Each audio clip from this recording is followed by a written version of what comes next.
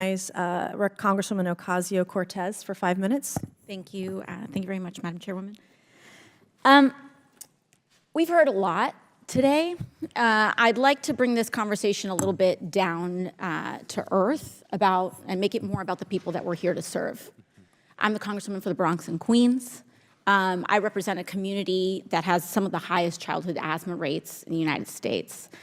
And when we hear this conversation about how regulations threaten economic prosperity, and I jotted it down earlier because I couldn't even believe that I heard it, that economic prosperity, quote, is the #1 driver of clean air and clean water, as though our rivers were somehow, our rivers and forests were clean and unpolluted before a single factory was constructed in this country. That is the state of nature. I want us to be clear about that. Now, when we hear people use this term economic prosperity, I want folks to know at home what that is a shadow screen for is a term otherwise known as profit. Wall Street profit, very often. And Administrator Regan, you've been accused of sabotaging here the economic prosperity of this country for enforcing and introducing regulations about chemicals that this committee itself has investigated, such as PFAS. I'd like for us to dig into that a little bit. PFAS is a chemical byproduct of, and it's a chemical that's in almost everything. Teflon pans, workout gear, fire extinguisher foam. What are some of the health consequences that we have seen as a result of elevated levels of PFAS for everyday Americans? Well, they range from various types of cancers, death. Mm-hmm. These carcinogenic elements are wreaking havoc on communities all across the country. We've had people from PFAS-affected, especially PFAS-affected communities, that have had fertility issues. Is that correct? Yes. Testicular cancer. Yes. Is that correct? Developmental delays in children. Is that consistent with what you've seen? Yes. Thyroid issues, increased risk of cancer. Correct? Yes. And those people, those kids, those parents who are struggling to conceive now, that's who we respond to. That's who we answer to. Correct, Administrator Regan? Absolutely. The American people. Now, I want to name something. This isn't just economic prosperity. There are people and organizations and companies responsible for this. DuPont and 3M are two of the largest corporations that were responsible for PFAS dumping in the United States. Is that correct? Yes. Did they know that these chemicals were potentially toxic? Is that correct? We believe they did. And yet, there are members here of this committee that want to defend the quote-unquote economic right for a company to poison its people, the American people. Now, when we talk about economic prosperity, if you're a kid in the South Bronx, if you are a mom in rural Pennsylvania near a PFAS dumping site, who comes ahead when you get cancer and have a medical bill to pay? Who comes out ahead from that PFAS dumping? The CEO of DuPont or that mom? So when we talk about the bills and the prosperity that gets made from here and who has to pay that, we need to understand a very simple economic concept called externalities. Externalities, the costs of pollution, the cost of poisoning that are not factored into the profit margin of the corporation that's actually wreaking havoc on this planet. And when we talk about issues like climate change, it is at its core an issue of externalities, because ExxonMobil and all of these oil companies can afford to burn this planet to a crisp because it makes them a pile of money. Now, Administrator Regan, I want to thank you because in the character attacks that you have experienced in this hearing, I know that you have spent your entire time and your entire federal Thank you. service Your time is up. I protecting appreciate families it from this being morning. poisoned. Thank you. And I want to thank you for that. Thank you. All right. I hope that thing's filled with brains. This could be amazing. I yield back. Is that a request to have Mr. Bentz duck when you're talking? The gentleman's time has expired. The chair. Without objection. Mr. Chairman, may I ask for a unanimous consent request, please?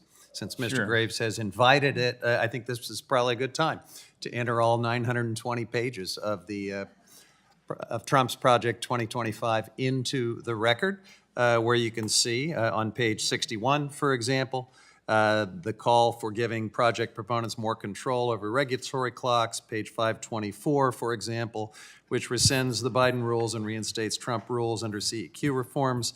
For NEPA, page 533, for example, where the Department of Interior is mandated to reinstate secretarial orders under the Trump administration, including time and page limits on NEPA documents. Page 533, for example, where consideration of eliminating judicial review and the challenges to the adequacy of NEPA documents, it goes on, and I would request unanimous Reserving the consent. right to object. I object also. Reserving the right to object. Mr. Chairman, I have a question. How many trees would it take to print that? I'm just, And they didn't even print the secret fourth pillar that's their radical emergency orders for the first 180 days. It's a great question. So, Mr. Chairman, I Withdraw. think President Trump and his campaign has denied any dealings with 2025. Last night he said in the debate that he never has read it, nor does he want to read it. So to say he says that some is parts Trump- are good. Excuse me, I've got the floor. To say that this is his project, I think is wrong, and it's wrong to enter it into the records. Mr. Chairman, this is about this committee, not even waiting for Donald Trump, actually proceeding now to implement parts of Project 2025. I can't imagine anything more relevant given the subject matter of this hearing, so I will request unanimous consent to enter it into the record so we can demystify this for Mr. Graves and others who seem to think that there's not a direct line. So is there objection to entering the 2025 report that is not the Trump report as stated by Mr. Huffman? Just written by Trump's complete inner circle, but yes. There is objection.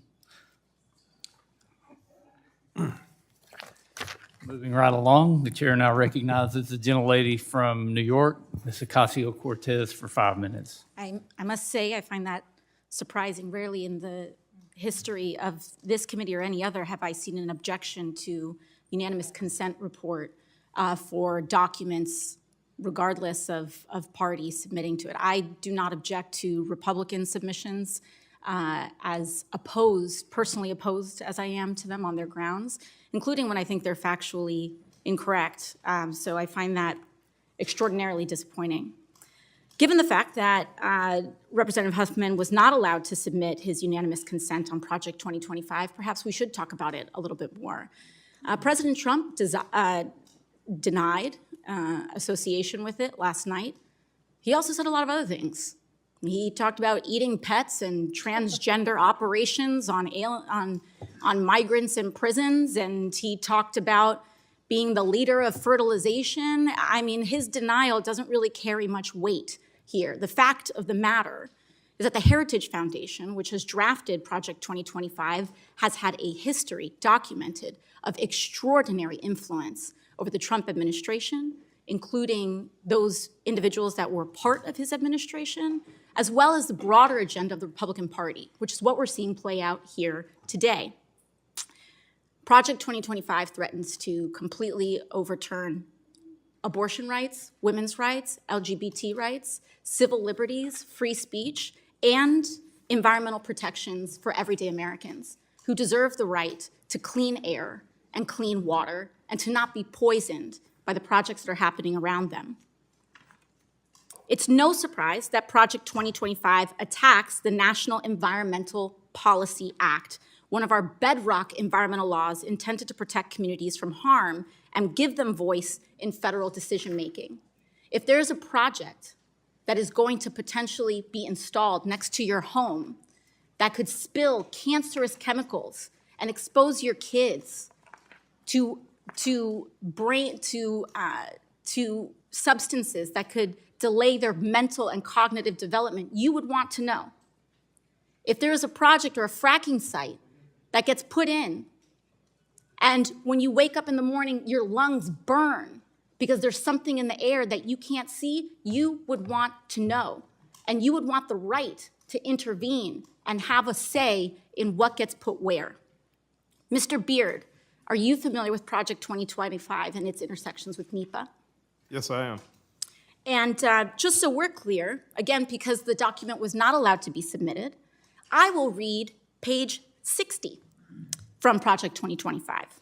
Quote, the president should instruct the Council on Environmental Quality to rewrite its regulations implementing NEPA along the lines of the 2020 effort and restoring its key provisions, such as banning the use of cumulative impact analysis. Banning the use of analyzing the cumulative impact of a given project. Mr. Beard, what exactly is cumulative impact analysis? And can you briefly tell us about the Trump era 2020 regulations that they are referring to here? Yes, that in which you're speaking of in particular addresses with Project 2025, the cumulative and environmental justice impacts, as well as the environmental justice impacts to communities like mine, communities across the country. It's important because as the climate changes and gets worse, those people are made to suffer and get the worst of the damage. With environmental justice impact, it talks about the access to being able to speak to the situations you mentioned that would affect you if something of that nature moved next door to you. But it also looks at the cumulative impacts because over time, those impacts worsen. We know the releases, we know what they're doing beforehand, but it takes time for that to materialize. And if it goes beyond 120 days, then we're stuck. So we have a problem with that. And we have to consider climate, environmental justice, and the cumulative impacts of these projects. Thank you very much. You know, I think when we look at the broad impact of what's happening here, what we are also looking at is, especially in terms of Project 2025, is handing over all of the tools of our democracy and governance that is supposed to be wielded by the people and the public, for the people and the public, and handing those keys over directly to industry, to rewrite them however they see fit to maximize their own pocket, to line their own pockets at the expense of the health and dignity of the American people. Profit should not drive absolutely everything. And governance is where we are here to assert the rights and protections of people when a profit incentive or a profit motive then comes at odds with people's human rights. It may be profitable to poison a community, but that's not what we're here to do. There has to be lines. And you know, again, I am disappointed, and I would like to seek unanimous consent once again to submit Project 2025 under my personal request. Without objection, so ordered. Thank you very much. Gentlelady's time has expired. The chair now recognizes Mr. Fulcher for 5 minutes. Thank you, Mr. Chairman. Thank you so much, Senator Markey. What an incredible, amazing day. 5 years ago, we introduced a 10-year vision for social and ecological transformation big enough to save our planet, the Green New Deal. It was laid out on 3 core principles to transform how the United States approached climate policy. The first was to dramatically accelerate the timeline for decarbonizing the U.S. economy. The second was to say that we are going to create millions of jobs in this country to get it done. And the third principle was that we were going to leave no community behind in that transformation. Now, when we unveiled the Green New Deal, the critics jumped against it nearly immediately. They said it was an impossible dream, too impractical, and not serious enough.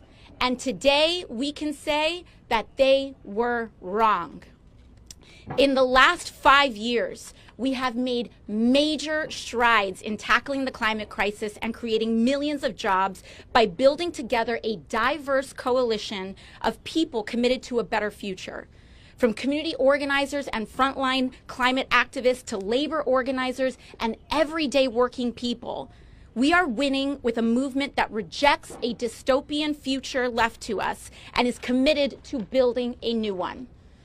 It was Green New Deal organizing across the country that paved the way for the Inflation Reduction Act, the largest ever federal investment in U.S. history to tackle the climate crisis and invest in a clean energy economy. This is a $369 billion investment that will create 9 million new jobs with public investments in renewable energy, transportation, manufacturing, public lands, and more, and that is just the down payment. It was Green New Deal organizing that paved the way for that to get done.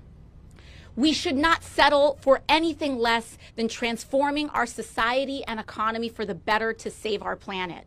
That means transitioning to 100% clean and renewable energy, ending fossil fuels, revitalizing our public services like healthcare and education, and taxing billionaires and polluters to tackle the systemic inequality that got us here in the first place.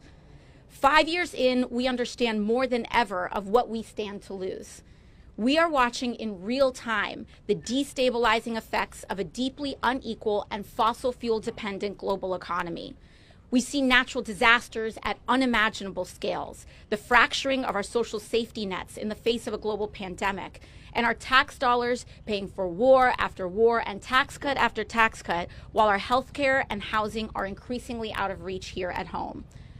We know that this is all to the benefit of powerful corporations and the very wealthy few who stand to profit from squeezing the people of this country and the planet to the very brink. This moment is not just a crisis for our planet. It is turning into a crisis for our economy and our democracy. Abroad, authoritarians use this opportunity to rise to power, and here at home, they are knocking at the gates. But we know there is a better way. The time is now to create sustainable prosperity for all, not just the very few. And in transitioning to a clean economy, we can create millions of jobs in construction, manufacturing, education, engineering, and beyond. And we have already started. We can tackle the environmental injustices of communities poisoned by toxic exposure and polluted air and water. We can build housing that's actually affordable for everyday Americans and raise the standards of life and labor to fight for guaranteed health care and expanded caregiving for all who need it. The powerful say it's impossible. Don't listen to them. It's not only possible, but we have already started to win. With organized labor, the movement has won historic contracts for the United Auto Workers, the Teamsters, and others. Through bold climate action, climate protectors successfully convinced President Biden just recently to pause all new approvals for liquid natural gas export products. That just happened. And through youth action, we've won an American Climate Corps. And by bringing forgotten communities into the fold, we have elected Green New Deal champions across Congress, state houses, city councils, and state legislatures across the country, all of whom reject fossil fuel lobbyist money. All of this was unthinkable 5 years ago, and all of it is done. To celebrate the momentous steps we have taken and to refocus on even bigger steps we have yet to take, Senator Markey and I are very proud to be unveiling a 5-year report on the Green New Deal. This report will provide organizers, offices, and organizations with the tools necessary to communicate what we've accomplished in the last 5 years and where we plan to go from here. It includes a timeline, examples of Green New Deal projects, and a policy primer for what comes next. And I cannot thank each and every one of you enough for refusing to give up. We have no choice but to win this fight. And it is our insistence on a better future that will make it so. That's why the next decade of the Green New Deal is not only necessary, but far more possible than ever before. The world we are fighting for is right here. And we work to grow it every time we replace fear and isolation with solidarity and action. along with love for our fellow Americans, global community, and the planet. So we're here to say, join us for the next few years and the next chapter of the Green New Deal, and let's finish the job. Thank you, everybody. And up next, we will call up Brandon Mancilla, Director of Region 9A of the UAW. Come on up. Thank you. Chairwoman, my friend, Mr. Westerman, just a couple quick questions. The ranking members talked about somehow this is good for, individuals who are, quote, polluters. I know at least one of the bills we're talking about is important with respect to the Duluth complex, right?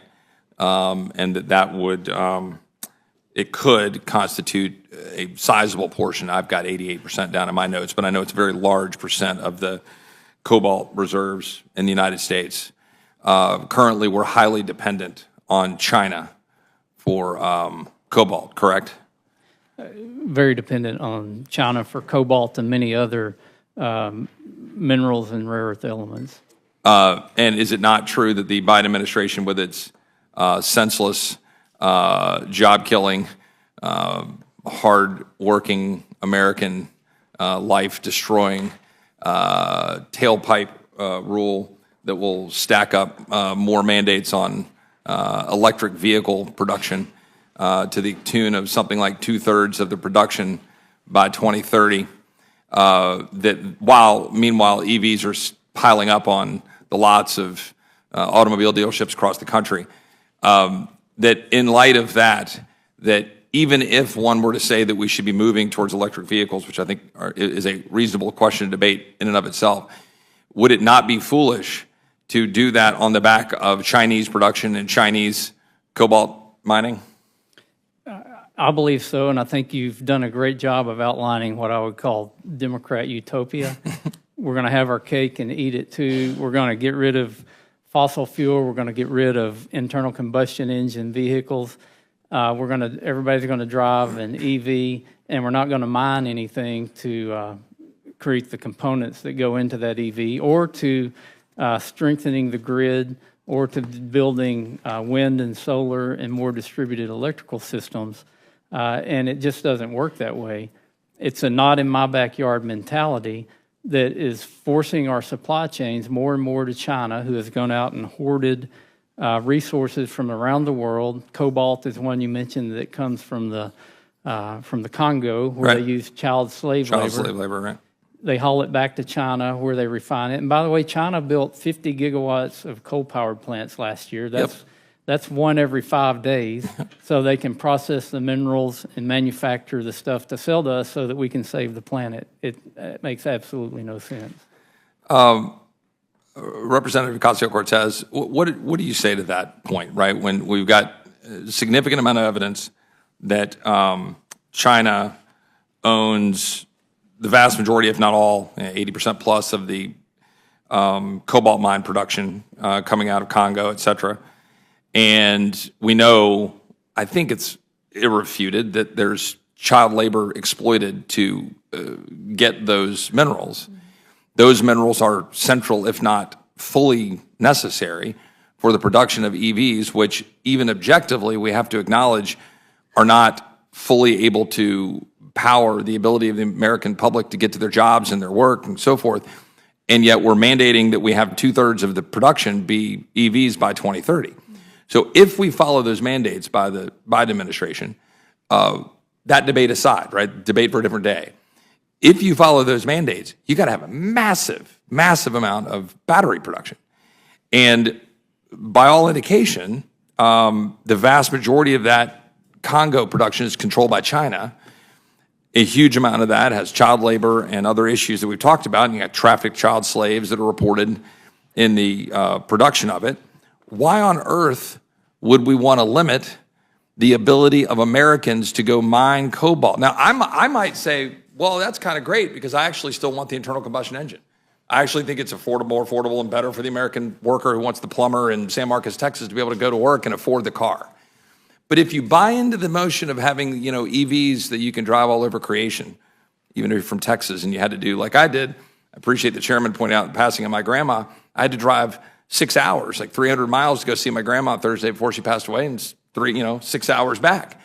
I couldn't do that at an EV. I wouldn't have been able to make the round trip in time. But okay, assume we were able to ever produce the batteries that last long enough, the charging stations, all the stuff. Why would we get rid of the American production of it?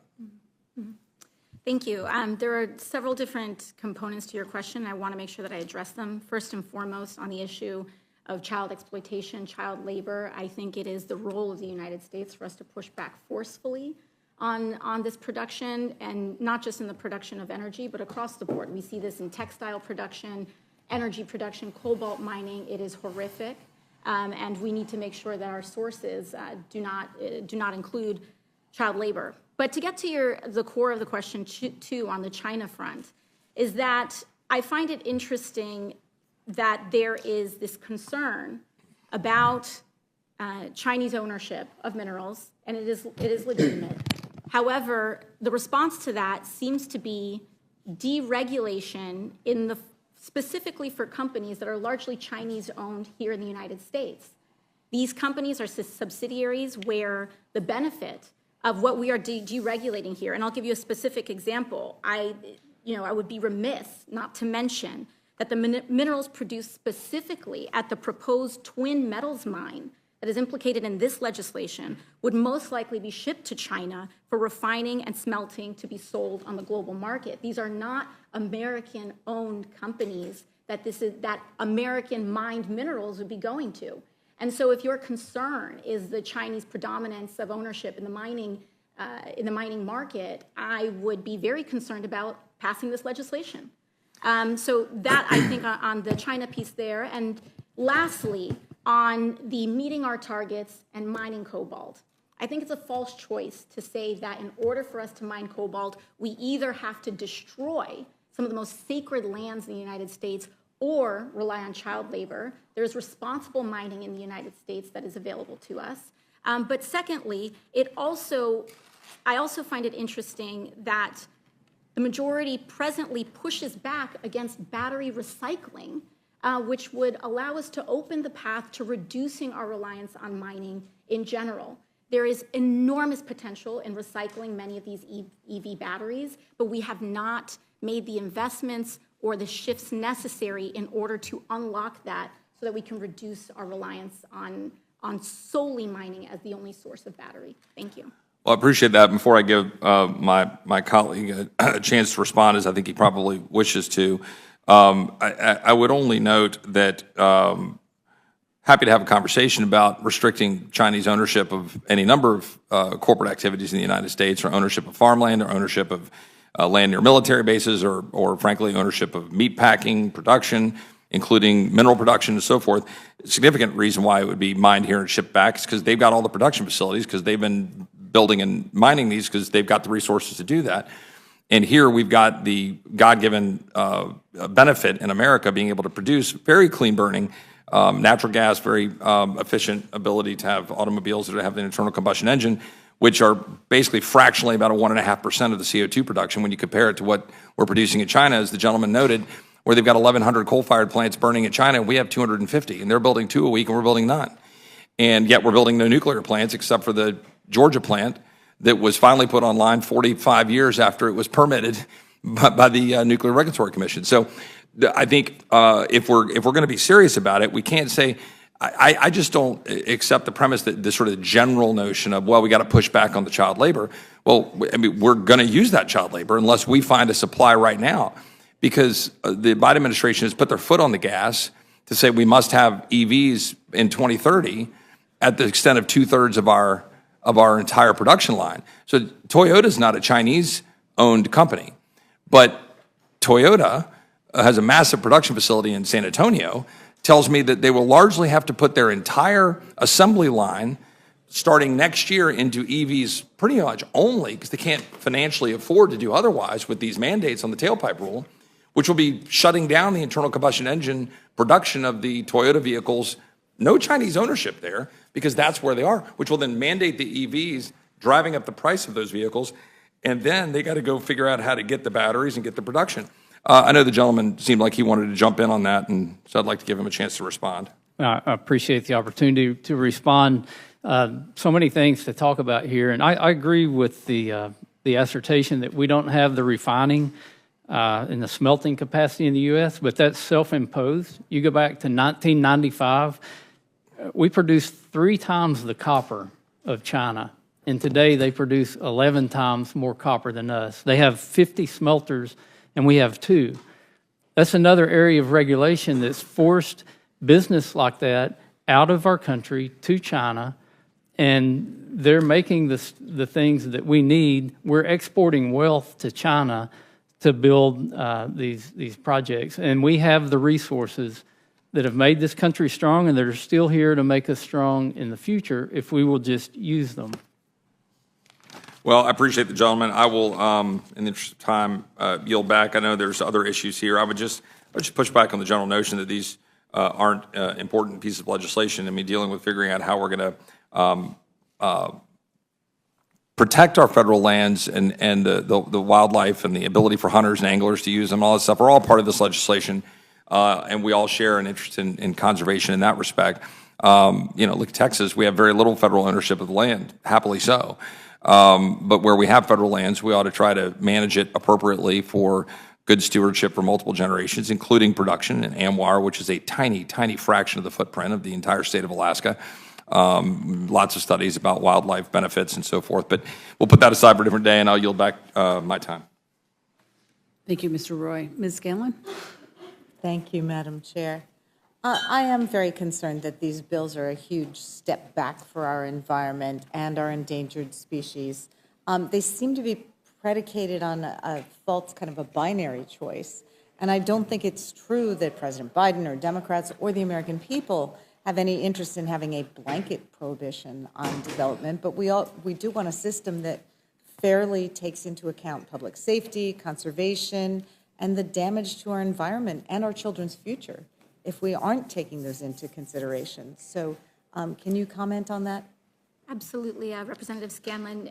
As you noted, particularly in the public land rule, specifically, this shift in the rule is not even to put conservation and restoration above, energy production, recreation, or any other considerations. It's simply to allow the consideration to be on equal footing.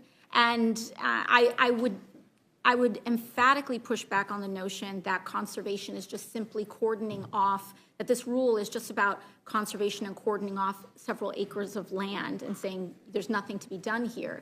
But this is also about land restoration. And there are so many acres of land, federal lands, public lands.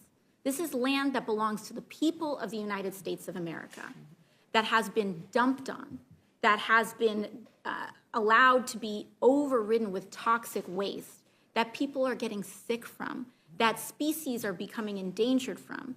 And to allow that to simply be in equal consideration as the federal government and the Bureau of Land Management doles out and makes decisions, oftentimes affirmatively about energy production, I think is eminently reasonable.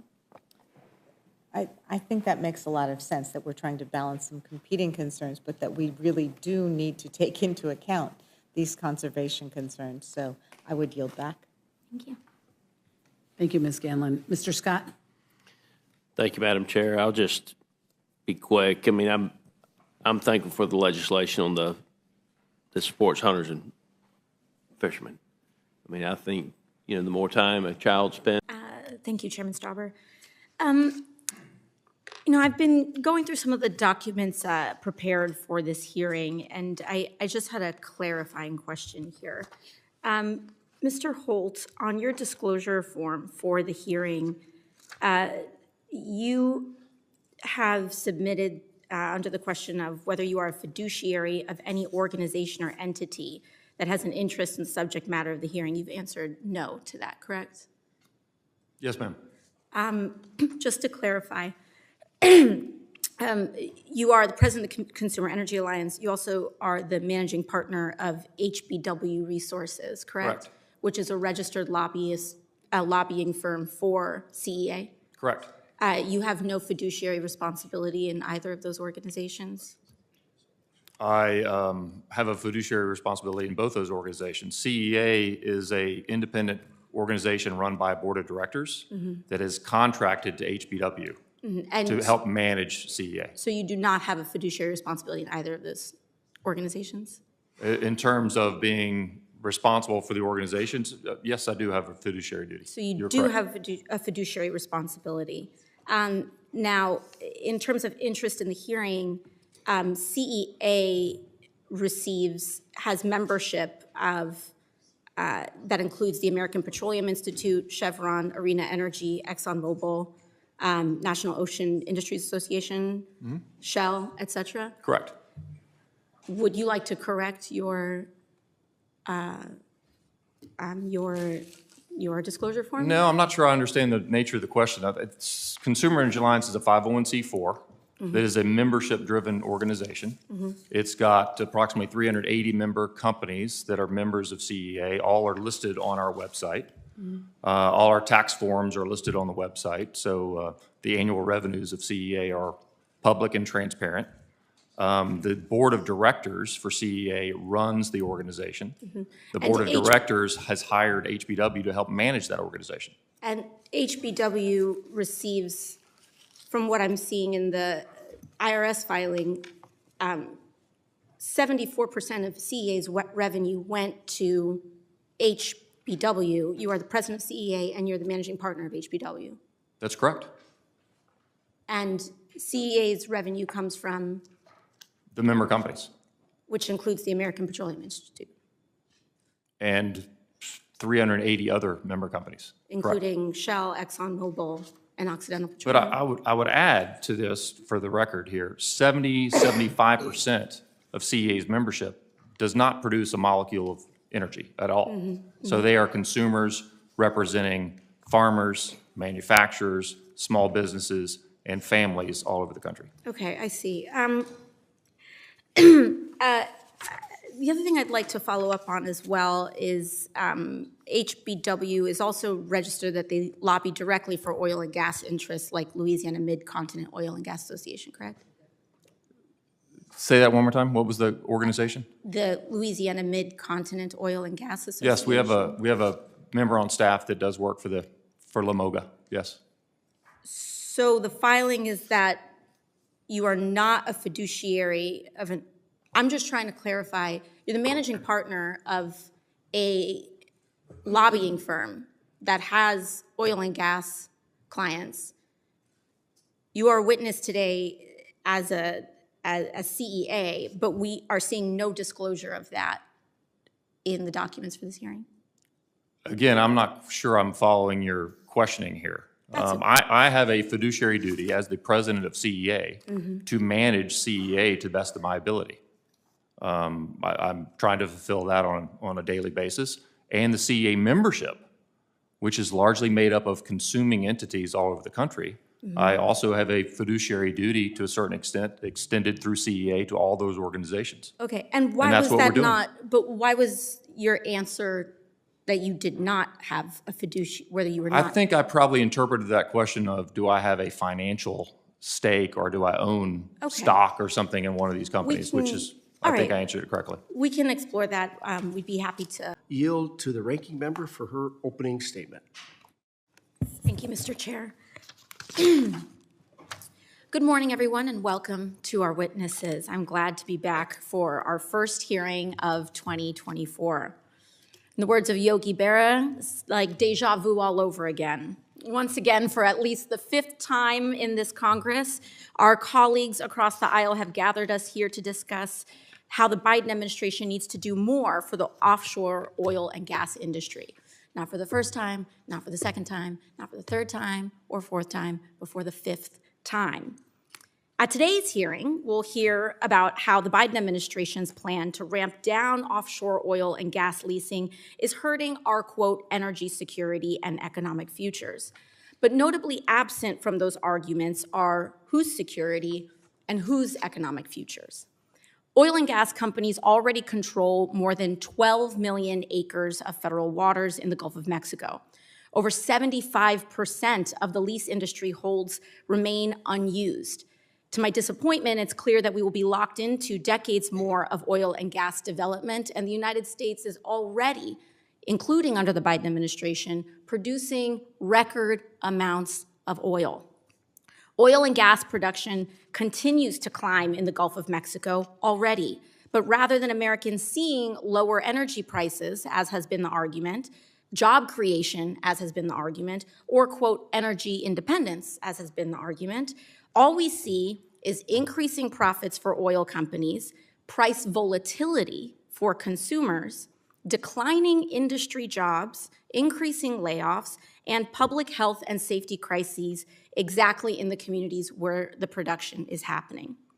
For years now, we've seen the industry lay off its oil and gas workforce. In just the last 6 years, we've seen over 700,000 oil and gas workers leaving the industry due to drastically declining wages and uncertain futures. At the same time, the same oil and gas companies are doling out million-dollar bonuses to their CEOs, spending billions of dollars in stock buybacks to artificially pump up the stock price, and raising dividends for mostly already wealthy shareholders. Meanwhile, the industry's social and environmental impacts are left out of the conversation. According to the U.S. Geological Survey, offshore oil and gas accounts for nearly 20% of carbon emissions from federal lands and waters. And my colleagues across the aisle argue that offshore drilling in the Gulf is cleaner and safer than abroad. But as my colleague Mr. Huffman likes to say, that's like arguing filtered cigarettes won't cause cancer. We're already living with the dangerous consequences of our reliance on fossil fuels.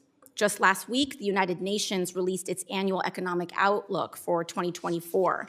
And in it, economists warn that the climate crisis and extreme weather as a result of oil and gas production are expected to disrupt global food production and exacerbate economic instability around the world. Communities along the Gulf Coast must constantly grapple with the consequences of oil spills, air and water pollution, land loss, and displacement. The relentless pursuit of profit has led to the degradation of our resources, jeopardizing the health and well-being of American citizens. Again, we must ask, who is the offshore oil and gas industry serving, and who is it leaving behind? It's time we ramp down and phase out fossil fuel production on federal lands and waters. It's necessary to stave off the worst impacts of the climate crisis and create a more equitable future where everyone has the right to live free from pollution. Our coastal communities can transition in a way that supports jobs and cleans up the environment. Ports are already supporting the offshore wind industry with more opportunities to come. The policies we debate here can help or hinder that transition. We must make sure our federal waters are part of the climate solution instead of the climate problem. I look forward to hearing from our witnesses, and I yield back. Thank you very much. I am going to now yield to the chairman of the full committee, Chairman Westerman, for 5 minutes. Thank you, Chairman Stahlborn. Thank you to the witnesses for being here today. Good afternoon, everybody. Good afternoon. How's everybody doing today? It is a beautiful, sunny day in March, and it's a little cold, a little chilly, but we are here because we are reintroducing the Green New Deal for public housing today. I want to thank everybody who's out here today. First and foremost, I have to give a shout out to our New York 14 NYCHA residents who have bussed down from Queens and the Bronx. I want to give them a big round of applause. Our overall NYCHA organizers that are here, New York City Public Housing, our general public housing organizers that are here, because they right here are why we are here today. The power of their advocacy and the importance and dignity of their lives and all of our lives is why we are here today. Because when they stand up and advocate for increased investments in public housing, they're standing up for all of us and this insane housing market that we are dealing with today.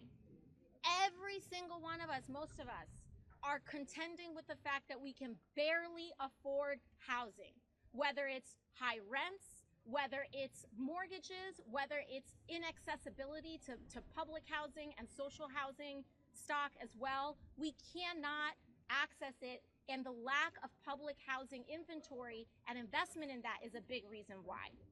I want to thank Senator Sanders for being here with us today as our Senate co-lead. I'm very excited to introduce a new co-lead, Representative Delia Ramirez. We're adding Chicago to the mix. The city with the third largest public housing stock in the United States. So we're partnering up from New York to Chicago to Puerto Rico, which has a very large public housing stock as well, to make sure that we not just invest in the capital backlog that public housing needs, but that we also create tons of good union jobs in overhauling our public housing stock and investing in the social infrastructure of our public housing as well.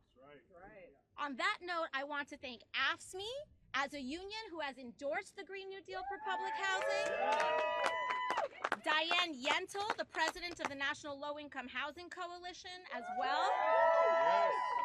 This is what movement building looks like. When we first introduced the Green New Deal for public housing, a lot of it was constructed and written in partnership with residents of public housing. It includes things like expansion of Section 3, which we are talking about here in our housing authority. See, they know because they wrote it. They know because they wrote it, which means that when we talk about creating good union jobs in order to invest in NYCHA and public housing across the country, in order to retrofit our public housing stock so it can be based on renewable energy sources produced on site, so that kids don't have to be exposed to increased asthma risk, so that people can be able to live in healthy housing. But when we create those jobs in doing that, those jobs are going to be good, they're going to be union, and NYCHA and public housing residents are going to have first at-bat to get those jobs. This is what self-sustaining community looks like. I want people to imagine a different world. We do not have to accept this. We do not have to accept this world that we are living in now. We can imagine and we can achieve something new. Imagine waking up in your apartment. It's beautiful. It's affordable. You can raise a family in it. And you walk outside and there's a beautiful playground. And there's kids already playing in that playground. And your children go out there and they are connected to a community. And you turn around the corner and in that building there's a community center where seniors are preparing, activities and that they're getting ready to connect with one another. And we walk out and there's a barbecue on a Saturday and your school is good and the energy that powers your home isn't filling up your lungs. That you don't have to worry if the paint on the walls is exposing your kid to lead. The water that you drink is fresh and crisp. And all of this can be done without bankrupting ourselves. We have to return to an era of rebuilding public housing in the United States. And we have to reject the idea that it's broken policy. What's broken policy is the Faircloth Amendment, which has banned the construction of public housing for decades. That's broken policy. What's broken policy is refusing to invest in our public housing stock for decades. That's broken policy. What's broken policy is only building housing stock that's designed for the wealthy and not for working and middle class people. And what's broken policy is relying solely on the market and solely on billionaires in order to produce and extort everyday people of every dime that we have in charging the highest rent possible. A different world is not only possible, a different world is arriving today. The Green New Deal for public housing would immediately replenish the multi-billion-dollar backlog for public housing repairs. It would repeal the Faircloth Amendment. It would invest up to $234 billion over 10 years to preserve, upgrade, and expand our public housing stock. It would bring public housing down to zero carbon emissions while creating 280,000 jobs in America. It would end the era of government neglect, demolition, and privatization of our public housing stock. This bill also addresses unsustainable rent prices. In the Bronx alone, average rent prices grew by over 7% to an average of $2,391 just last year. But public housing isn't tied to the market. So by preserving and expanding it, we can guarantee it to be affordable. It's the only housing stock that we can guarantee to be the most affordable. But most importantly, this bill would improve living conditions for the nearly 1 in 20 Americans who live in public housing. 1 in 20. Of the over 300,000 public housing residents living in New York alone, about 73 come from marginalized backgrounds, and 57% are elderly or disabled. They matter. Our seniors matter. Our elders matter. Our disabled brothers and sisters matter. And we are sick and tired of having them priced out of our communities and treated as disposable parts of society. They are the most essential parts of our society. And with that, I just want to thank so many of our partners that are here today, and I want to hand it off to our Senate co-lead, Senator Bernie Sanders. I want to thank Alexandria for her leadership on this enormously in making this new Green Deal equitable, sustainable, and comfortable for all public housing residents. Thank you for this opportunity. Have a great day, everyone. Thank you so much. Thank you. Speak for a second. I want to speak a little bit as to why everybody here is important. But I want to speak a little bit about the importance and significance of Israel being here today. Because what we've been able to propose in all of this is, I think a lot of what you represent is the vision of all Green New Deal policy coming together. Because a couple years ago, we introduced legislation to create and establish a civilian climate corps so that young people could learn and develop the skills and jobs in caring for their communities. And when we pair that with the Green New Deal for public housing, we create a pipeline of talent in order to invest in our communities. That climate corps turns into a union job, turns into new landscaping for our public housing. And what Israel does with the Green City Force, because we just signed in and we just won an American Climate Corps last year, and we will expand it, but we've been able to already move ahead on the city level and build the NYCHA Climate Corps, the Public Housing Climate Corps. And what Israel does is that he helps public housing residents compost their food. He helps them grow. He helps them grow garden beds and teach folks how to grow their own food, to lower their own grocery costs. And eventually, we want to help people learn how to install solar panels on public housing, and making sure that they don't have to rely on a boiler that's going to get flooded and turned out, but that we can get that energy from the sun. So thank you so much, Israel, for your leadership and your service to our country. With that, we'll open up for a brief Q&A, and then we'll head out for our day. Yes. $40 billion backlog in New York for NYCHA. What would the impact, in your view, be on New York City specifically with this legislation? And then two, obviously Biden made housing part of his State of the Union pitch. What do you make of what he proposed, and where does that fit in here? Of course. So on the New York front of things, this legislation was very much, of course, as all representatives do, very much inspired by home, inspired by the opportunities that we have at home, and inspired by the struggles that we have at home in public housing. Green New Deal for public housing will create tens of thousands of jobs in New York City alone. Those jobs would be union.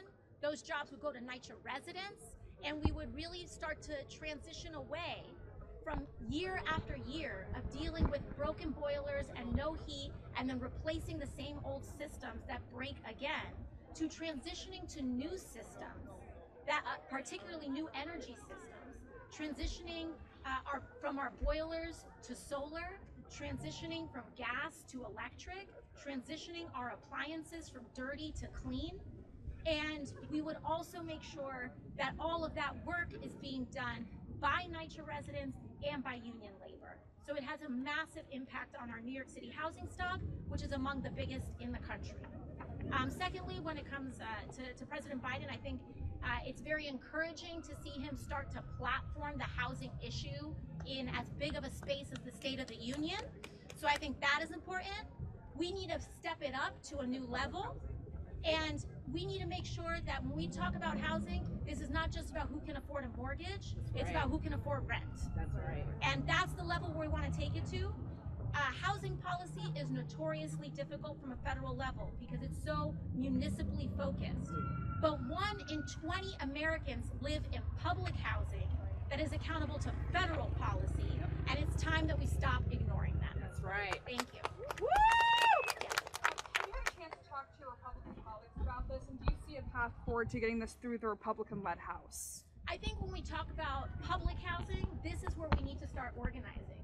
As I mentioned, 1 in 20 Americans live in public housing, and we need to make sure that these communities are no longer shamed into silence about their conditions. We heard earlier today about people who fear speaking up because they're scared about being displaced from their housing. And a big part of this legislation is to create that cover and level of protection of advocacy. One of the reasons public housing has been so decapitalized for so long is because of Republican controlled houses or in the Senate in one way or another. And that's why it's important that Democrats center public housing and not make it the negotiable thing and the dismissed thing that it has been before as well. So we absolutely need to take that accountability to the Republican Party, but we need to hold ourselves accountable too. Yes. Congressman, what's the response to some of your Republican colleagues who are saying that, well, when it comes to some of these regulations, they're never, no one's never going to get what they want in the end, and then additionally saying that something like the Green New Deal is overkill in terms of what needs to be provided. What's your response to that? Were they? Did they say what regulations they were talking about, or just regulations in general? We know they don't like regulating industry. We know that Republicans don't like to give billionaires rules. We know that Republicans don't like for the wealthy to pay their fair share in taxes. We know that Republicans would prefer everybody to be priced out of the housing market and have every last dollar of theirs go to mortgage or rent. And my message to them is that money doesn't vote, that billionaires are just a handful of votes, and that we are accountable to all of the American people, and all of the American people, virtually the vast majority, are just, our backs are breaking under the cost of housing and the quality of housing. So it's time to come back to earth, and it's time to legislate for the country. Yes.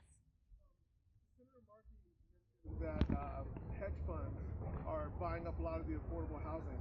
Does the Green New Deal for public housing address that? Maybe a way to strip them of that power or divest them of it? I believe in many ways it does, because when we expand our public housing stock, like many other public options, right?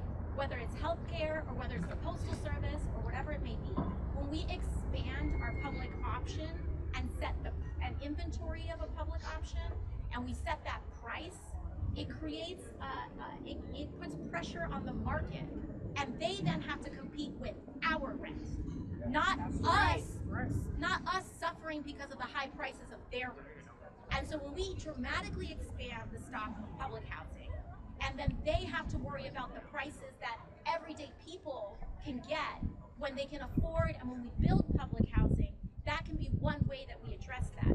There are plenty of other ways that we need to take on hedge funds and private equity and gobbling up our housing stock, and this is one of them. All right? Thank you everybody so much, appreciate it.